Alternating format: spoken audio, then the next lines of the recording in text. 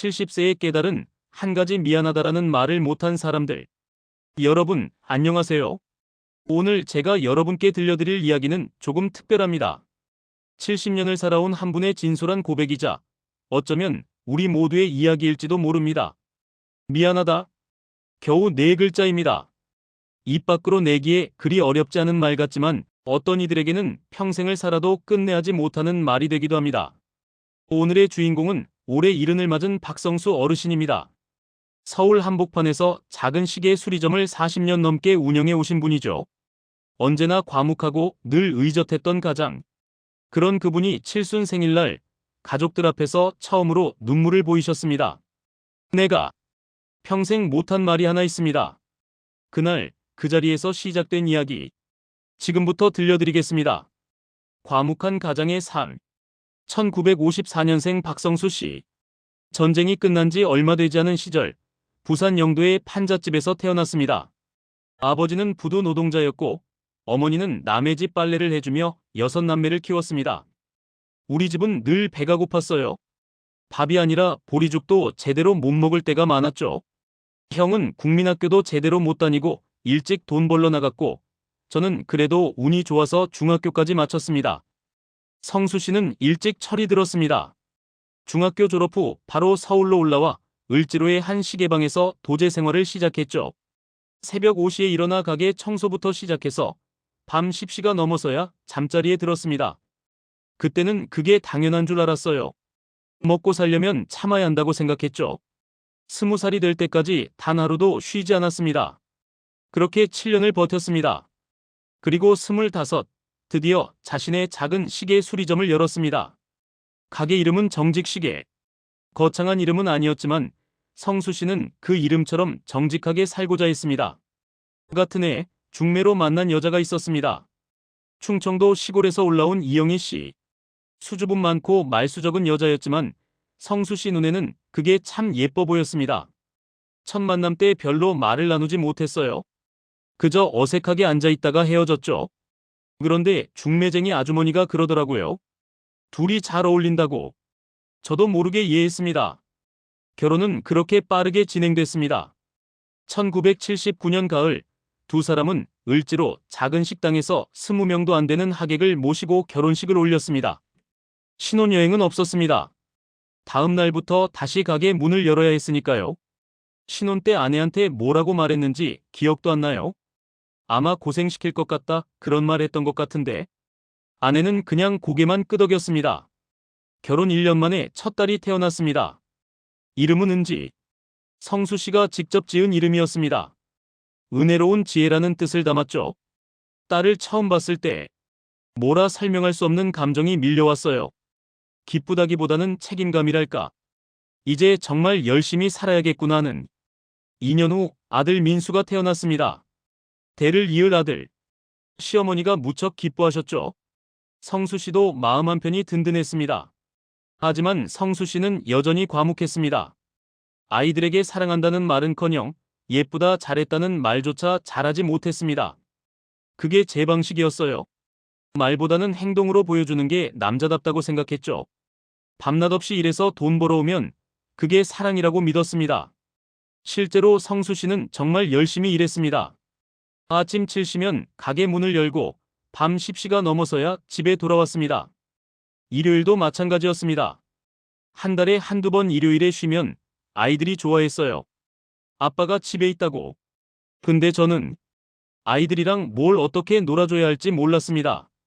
그냥 텔레비전 앞에 앉아 있거나 신문 보거나 했죠. 아내 영희 씨는 불평 한마디 없었습니다. 아이 둘 키우고 집안일하고 남편 뒷바라지하느라 하루하루가 전쟁이었지만 한 번도 힘들다는 소리를 하지 않았습니다. 아내가 한 번은 이렇게 말했어요. 여보, 당신 힘들지? 그때 제가 뭐라고 대답했는지 아세요? 힘들면 다들 어떻게 사나? 살아야지. 그렇게 말했어요. 지금 생각하면 참. 아내가 위로를 받았던 건데 저는 그걸 몰랐습니다. 균열의 시작. 세월은 흘러 1990년대 중반. 딸 은지는 고등학생이 되었고 아들 민수는 중학생이었습니다. 성수 씨의 시계방도 제법 안정됐습니다.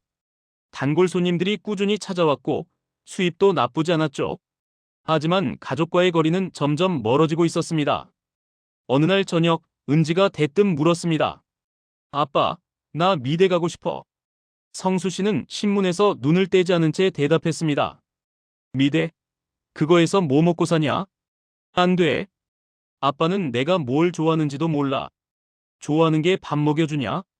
현실을 봐라. 은지의 눈에 눈물이 고였습니다. 하지만 성수 씨는 그걸 보지 못했습니다. 아니, 보려 하지 않았는지도 모릅니다. 저는 제가 옳다고 생각했어요. 딸이 안정적인 직업을 가지길 바랐죠. 미래는 불안정하다고 생각했습니다. 지금 생각하면 제 편견이었어요. 그리고 무엇보다 딸의 꿈을 진지하게 들어보려는 노력조차 하지 않았습니다. 은지는 결국 아버지가 원하는 대로 경영학과에 진학했습니다. 하지만 그날 이후 은지는 아버지와 눈을 마주치지 않았습니다. 아들 민수와의 관계도 마찬가지였습니다. 민수는 공부보다 축구를 좋아하는 아이였습니다. 학교 축구부에서 뛰고 싶어 했죠. 하지만 성수 씨의 대답은 단호했습니다. 축구는 취미로만 해라. 공부 열심히 해서 좋은 대학 가야지. 아빠, 나 공부 안 맞아. 나는 축구가 좋아. 좋은 게 다 뭐냐? 내가 지금 뭘 안다고. 성수 씨는 민수의 축구화를 치워버렸습니다. 민수는 그날 밤 자기 방에서 소리내어 울었지만 성수 씨는 남자가 울면 못 쓴다고 야단만 쳤습니다. 지금 생각하면 제가 왜 그랬는지 모르겠어요. 아들이 우는 게 보기 싫었던 건지 아니면 제 뜻대로 안 되는 게 화가 났던 건지. 어쨌든 저는 아들의 마음을 들여다보지 않았습니다. 그 무렵 아내 영희 씨가 몸이 안 좋다고 했습니다. 여보, 나 요즘 자꾸 어지러워. 병원 가봐. 바빠서 못 데려다 줘. 혼자 다녀와. 같이 좀 가주면 안 돼. 내가 가게 비우면 누가 돈 버냐. 괜찮을 거야. 영희 씨는 혼자 동네 병원에 다녀왔습니다. 의사는 스트레스성 어지럼증이라고 했지만 정밀 검사를 권했습니다. 하지만 영희 씨는 남편에게 말하지 않았습니다. 왜 말 안 했냐고요? 말해봤자 괜찮을 거야 라고만 할 거 알았으니까요. 그리고 저한테 신경 쓰느라 일에 지장이 생기는 게 싫었을 거예요. 몇 달 후 영희 씨는 쓰러졌습니다. 새벽 4시 화장실에 가려다 그만 정신을 잃고 쓰러진 겁니다. 다행히 은지가 발견해서 119를 불렀고 영희 씨는 응급실로 실려갔습니다. 진단명은 빈혈과 극심한 영양실조, 그리고 초기 위암. 암이라고요? 성수 씨는 믿을 수가 없었습니다. 아내가 암에 걸렸다는 사실도 충격이었지만 자신이 그걸 전혀 몰랐다는 게 더 충격이었습니다. 의사 선생님이 그러더군요. 보호자분은 환자분 상태를 몰랐냐고. 저는 정말 몰랐어요. 아내가 밥을 제대로 못 먹는 것도, 살이 빠진 것도, 얼굴이 창백해진 것도 보면서도 보지 못했습니다. 다행히 조기 발견이어서 수술이 잘 됐습니다. 하지만 영희 씨는 한 달 넘게 입원해야 했고 퇴원 후에도 몇 달간 항암 치료를 받아야 했습니다. 성수 씨는 처음으로 가게 문을 일찍 닫고 병원에 갔습니다. 그리고 아내의 병실 앞에서 한참을 서 있었습니다. 미안하다고 해야 하나? 아니, 뭐가 미안하다는 건가? 내가 잘못한 게 뭐가 있나? 결국 성수 씨는 병실 문을 열고 들어가 이렇게 말했습니다. 많이 아프냐? 응, 좀. 의사가 뭐래? 괜찮대. 잘 될 거래. 그래, 잘 쉬어. 그게 전부였습니다. 미안하다는 말은 끝내 나오지 않았습니다. 왜 못했을까요? 지금도 모르겠어요. 입만 열면 나올 텐데. 그 세 글자가 안 나왔어요. 아니, 나오는 게 무서웠는지도 모르겠습니다. 그 말을 하면 제가 무너질 것 같았어요. 영희 씨는 남편을 보며 살짝 웃었습니다. 원망의 눈빛은 아니었습니다. 그저 체념한 듯한 눈빛이었습니다. 그날 밤 집으로 돌아온 성수 씨는 거실 소파에 앉아 밤새 잠을 이루지 못했습니다. 멀어지는 가족들. 아내가 회복되는 동안 가족의 풍경은 조금씩 변했습니다. 은지는 대학을 졸업하고 곧바로 직장에 다니기 시작했습니다. 하지만 성수 씨와는 거의 대화를 하지 않았습니다. 필요한 말만 최소한으로 주고받을 뿐이었죠. 아빠, 나 다음 주에 해외 출장 가. 그래? 그럼. 그게 전부였습니다. 아버지는 딸이 어떤 일을 하는지, 무슨 프로젝트를 맡고 있는지, 해외 출장은 어디로 가는지 묻지 않았습니다. 아니, 물어야겠다는 생각 자체를 하지 못했습니다. 아들 민수는 대학에 진학했지만 1년 만에 자퇴했습니다. 아빠, 나 학교 그만둘래. 뭐? 왜? 안 맞아. 다른 거 하고 싶어. 다른 게 뭔데? 아직 정하지 못했어. 근데 공부는 내 길이 아니야. 성수 씨는 화가 났습니다. 하지만 크게 소리치지는 않았습니다. 그저 차갑게 말했죠. 내 인생이니 내가 알아서 해라. 난 모르겠다. 민수는 고개를 끄덕이고 돌아섰습니다. 그리고 그날 이후 민수는 집을 나가 친구와 자취를 시작했습니다. 저는 그게 아들이 독립하고 싶어서 그러는 줄 알았어요. 그런데 나중에 알고 보니 아들은 제가 싫어서 나간 거였습니다. 저랑 같은 공간에 있기가 힘들었대요. 영희 씨는 건강을 회복했지만 예전의 밝은 모습은 사라졌습니다. 여전히 집안일을 하고 남편 뒷바라지를 했지만 어딘가 공허한 눈빛이었습니다. 어느 날 저녁 영희 씨가 조용히 말했습니다. 여보, 우리 여행 한번 가면 안 될까? 여행? 갑자기 무슨? 우리 결혼하고 한 번도 제대로 된 여행을 안 가봤잖아. 늦기 전에 한번 가보고 싶어. 성수 씨는 잠시 생각하다가 고개를 저었습니다. 가게 일이 바빠서 안 돼. 나중에 시간 되면 가자. 그래. 영희 씨는 더 이상 말하지 않았습니다. 하지만 그날 밤 영희 씨는 베란다에 서서 한참을 밤하늘을 바라봤습니다. 성수 씨는 그 모습을 보면서도 왜 아내가 밤하늘을 보는지 물어보지 않았습니다. 2010년대가 되면서 세상은 빠르게 변했습니다. 스마트폰이 등장하고 사람들은 시계보다 휴대폰으로 시간을 보기 시작했습니다. 성수 씨의 시계방도 손님이 점점 줄어들었습니다. 특히 젊은 손님은 거의 보이지 않았죠. 처음에는 일시적인 현상이라고 생각했어요. 곧 다시 손님이 돌아올 거라고. 근데 아니었습니다. 시대가 바뀐 거였어요. 수입이 줄자 성수 씨는 더 불안해졌습니다. 그리고 그 불안은 가족에 대한 무관심으로 이어졌습니다. 은지가 결혼한다는 소식을 전했을 때도 마찬가지였습니다. 아빠, 나 결혼해. 그래. 상대가 누구냐? 회사 동료야. 좋은 사람이야. 직업이 뭔데? IT 회사 다녀. 그래. 잘 살아라. 은지는 무언가 더 말하고 싶었지만 결국 아무 말도 하지 못했습니다. 딸은 아버지에게 축하한다, 잘 선택했다, 행복하게 살아라 같은 따뜻한 말을 듣고 싶었습니다. 하지만 아버지는 그런 말을 하지 않았습니다. 결혼식 날, 성수 씨는 딸을 신랑에게 넘겨주며 악수를 나눴습니다. 그리고 축사 대신 짧게 말했습니다. 잘 부탁합니다. 식이 끝나고 은지가 부케를 들고 아버지에게 다가왔습니다. 아빠, 고마워. 성수 씨는 고개만 끄덕였습니다. 딸을 안아주지도 손을 잡아주지도 않았습니다. 그때 딸이 뭘 바랐는지 이제는 알아요. 단 한 번이라도 제가 사랑한다, 행복해라, 그런 말을 해주길 바랐을 거예요. 근데 저는 그저 서 있기만 했습니다. 몇 년 후 민수도 여자친구와 결혼했습니다. 하지만 성수 씨에게 결혼식 초대장을 보내지 않았습니다. 영희 씨가 민수에게 전화했습니다. 민수야, 결혼식 언제 하냐? 엄마 조촐하게 할 거야. 친구들만 몇 명 부를게. 아빠도 안 오냐? 엄마는 와. 아빠는 바쁘실 테니까. 영희 씨는 더 이상 묻지 않았습니다. 그리고 남편에게도 말하지 않았습니다. 하지만 성수 씨는 알았습니다. 우연히 은지와의 전화통화를 엿듣게 됐거든요.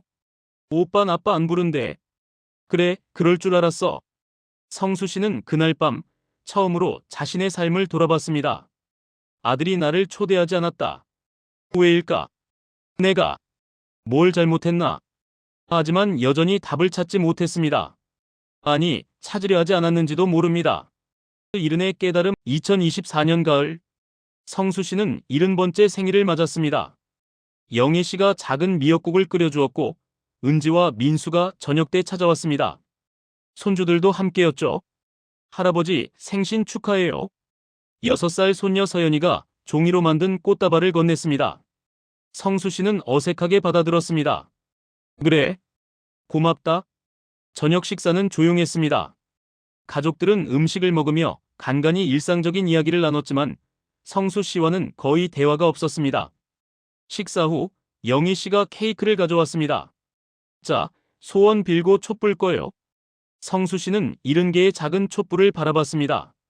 그리고 문득 깨달았습니다. 내 인생에서 정작 중요한 건 뭐였을까? 촛불을 끄고 케이크를 나눠 먹으며 성수 씨는 가족들을 하나하나 바라봤습니다. 아내 영희, 50년을 함께 살았지만 단 한 번도 사랑한다고 말한 적 없는 사람. 딸 은지, 꿈을 지지해주지 못했고 결혼할 때도 제대로 축하해주지 못한 아이. 아들 민수, 하고 싶은 걸 하지 못하게 막았고 결국 결혼식에도 초대받지 못한 아버지. 그리고 손주들. 할아버지가 어떤 사람인지도 잘 모르는 아이들.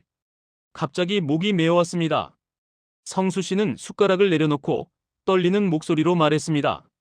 잠깐, 할 말이 있습니다. 가족들이 그를 바라봤습니다. 나 평생 못한 말이 하나 있습니다. 영희 씨가 놀란 눈으로 남편을 봤습니다. 은지와 민수도 포크를 멈췄습니다. 성수 씨의 눈에서 눈물이 흘러내렸습니다. 일은 평생 가족 앞에서 처음 흘리는 눈물이었습니다. 미안합니다. 정말 미안합니다. 여보, 영희야, 너한테 정말 미안해.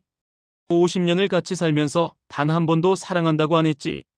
아플 때도 제대로 돌봐주지 못했고 여행 한 번 가자는 것도 들어주지 못했어. 너는 그저 내 옆에 있는 게 당연한 줄 알았어. 근데 그게 아니었지. 너도 위로받고 싶었을 텐데, 너도 사랑한다는 말 듣고 싶었을 텐데. 미안해. 영희 씨의 눈에도 눈물이 고였습니다. 은지야, 아빠, 너 미대 가고 싶다고 했을 때 아빠가 무시했지. 내 꿈이 뭔지 진지하게 들어보지도 않았어. 결혼할 때도 축하한다는 말 한마디 제대로 못했지. 넌 아빠한테 사랑받고 싶었을 텐데 아빠는 그걸 몰랐어. 아니, 모른 척했어. 미안하다. 은지는 고개를 떨구며 눈물을 닦았습니다. 민수야. 민수는 아버지를 똑바로 바라봤습니다. 너 축구하고 싶다고 했을 때 아빠가 너한테 뭐라고 했는지 기억나니? 좋은 게 다 뭐냐고 했지. 넌 그때 겨우 중학생이었는데 아빠는 내 마음을 전혀 이해하려고 하지 않았어. 결혼식에도 초대받지 못한 아버지. 그게 당연하지. 아빠가 너한테 뭘 해준 게 있냐? 미안하다. 민수는 입술을 깨물었습니다. 성수 씨는 손주들도 바라봤습니다. 서연아, 준호야. 할아버지가 너희한테도 미안해. 할아버지는 너희가 뭘 좋아하는지, 무슨 꿈이 있는지, 학교 생활은 어떤지 한 번도 물어본 적이 없지. 할아버지가 될 자격이 없는 사람이야. 7살 손자 준호가 조심스럽게 물었습니다. 할아버지, 왜 우세요? 성수 씨는 손자를 안아 올렸습니다.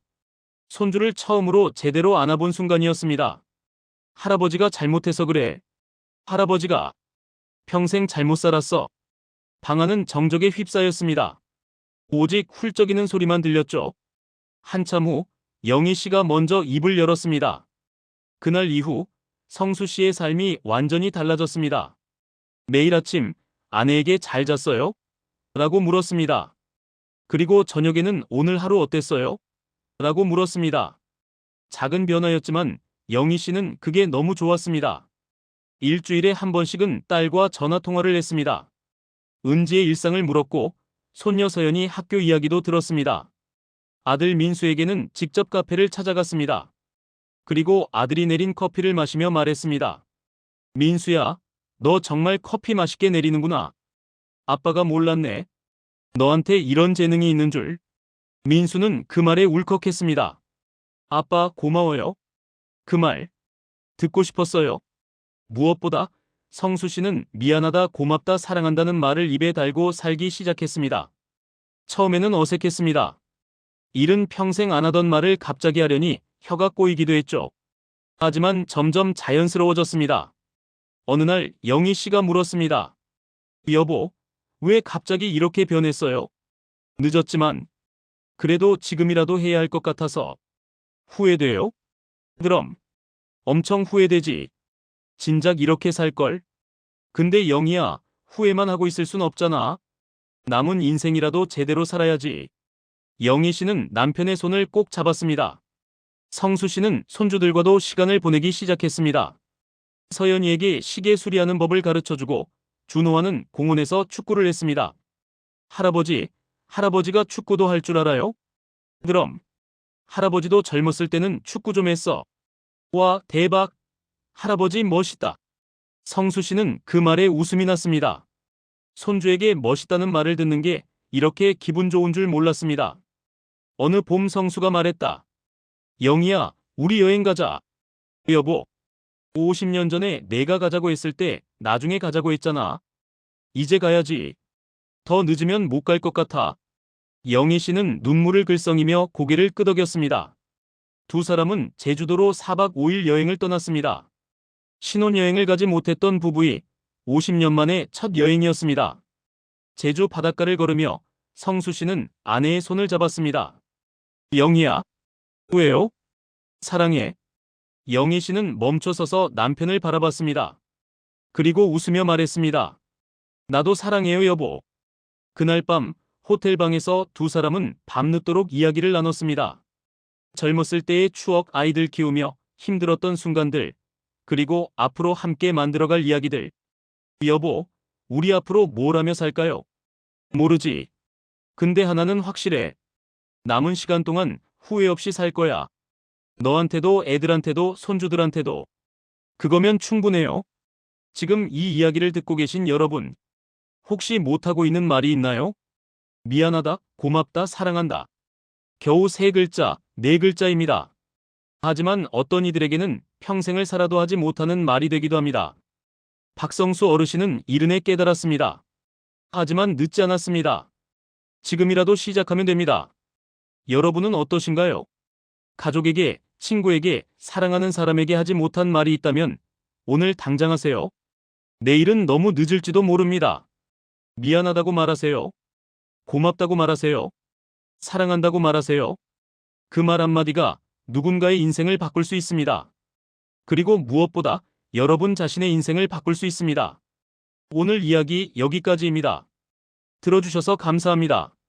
지금이라도 늦지 않았습니다. 오늘 그 말을 전하세요.